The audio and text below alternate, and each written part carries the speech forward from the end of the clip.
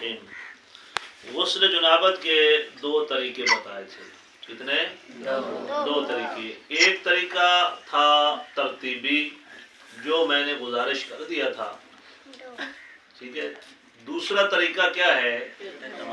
التماسی بھی کہتے ہیں اسے، دفعی بھی کہتے ہیں، تدریجی بھی کہتے ہیں، ٹھیک ہے۔ اس کو غسل التماسی جو ہے دفعی بھی ہے، غسل التماسی جو ہے وہ دفعی بھی ہے اور تدریجی بھی ہے۔ اچھا، اب غسل التماسی جو دفعی ہے اس کے لیے کیا ضروری ہے؟ اس میں ضروری ہے کہ ایک ہی لمحہ میں سارے بدن کو پانی میں ڈبو دینا۔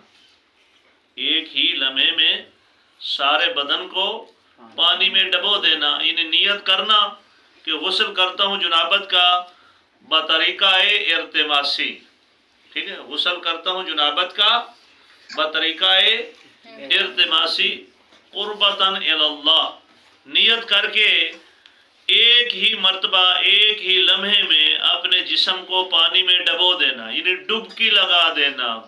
ٹیوب ویل کے جو ہے وہ اولو میں یا وہ جو بنا ہوا تھا کھاڈا ٹول کا، اس میں ایک ہی مرتبہ اپنے آپ کو ڈبو دینا، اس کو کیا کہتے ہیں؟ غسل التماسی دفعی۔ کیا ہے غسل التماسی دفعی؟ یعنی دفعی سے کیا مراد ہے؟ یعنی ایک ہی لمحے اپنے آپ کو جسم میں، اپنے جسم کو سارے پانی میں ڈبو دینا۔ اچھا، یہ نہ ہو کہ آپ جو ہے وہ ڈبکی لگائیں اور آپ کا کوئی حصہ جسم کا باہر ہو، پاؤں باہر ہوں، سر باہر ہو یا ہاتھ باہر ہو، یہ نہیں ہونا چاہیے۔ جس لمحے آپ نے پانی میں ڈبکی لگائی ہے اس لمحے میں آپ سارے کا سارا جسم جو ہے وہ پانی میں ڈبو دیں، کوئی حصہ پانی سے باہر نہ ہو۔ اس کو کہتے ہیں غسل التماسی دفعی۔ غسل التماسی تدریجی کیا ہے؟ اس میں آپ ایسے کریں گے کہ کنارے پہ کھڑے ہو کے نیت کریں گے کہ غسل التماسی کرتا ہوں تدریجی قربتاً الی اللہ، ٹھیک ہے۔ اس میں کیا کریں گے؟ آپ کی مرضی ہے، پہلے جو ہے وہ ہاتھ اندر ڈالیں یا پہلے پاؤں اندر ڈالیں، ٹھیک ہے۔ دونوں طریقوں سے، یعنی ہاتھ ڈال کے بھی اس میں داخل ہو سکتے ہیں پانی کے، پاؤں ڈال کے بھی، جب پانی میں پاؤں ڈال کے یا ہاتھ ڈال کے داخل ہو جائیں گے اس کے بعد آپ نے ڈبکی لگا دینی ہے۔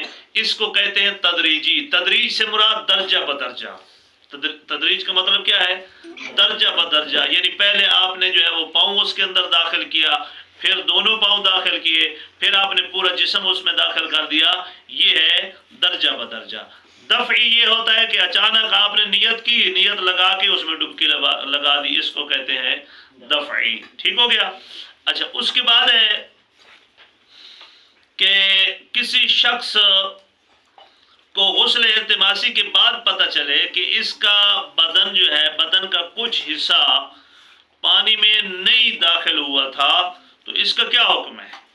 ٹھیک ہے، کسی بندے کو پتہ چلا ہے کہ میں نے جو غسل کیا ہے غسل التماسی دفعی کیا ہے یا تدریجی کیا ہے، تو میرا بدن کا کوئی حصہ جو ہے وہ باہر رہ گیا تھا، تو اس کا حکم کیا ہے؟ کہتے ہیں کہ اگر کسی شخص کو غسل التماسی کے بعد پتہ چلے کہ اس کا بدن کا کچھ حصہ نہیں دھویا یا کسی رکاوٹ کی وجہ سے، مثال کے طور پر جسم کے اوپر کوئی ایسی سیاہی لگی ہوئی ہے جو پانی سے مانے ہے، یا تارکول لک وغیرہ بدن کے اوپر کسی حصے کے اوپر لگی ہوئی ہے، یا روغن ایسا کوئی لگا ہوا ہے کہ جس کی تہ ہوتی ہے، اس کی وجہ سے پانی اس کے جسم تک نہیں پہنچا، تو ضروری ہے کہ دوبارہ غسل کرے، دوبارہ وہاں تک پانی پہنچائے۔ ٹھیک ہو گیا؟ اچھا، مسئلہ ہمارا کیا ہے؟ اگلا مسئلہ ہے کہ اگر غسل ترتیبی کے بعد پتہ چلے کہ بدن کے کچھ حصے پر پانی نہیں پہنچا، تو اس کا کیا حکم ہے؟ یہ تو تھا التماسی کا۔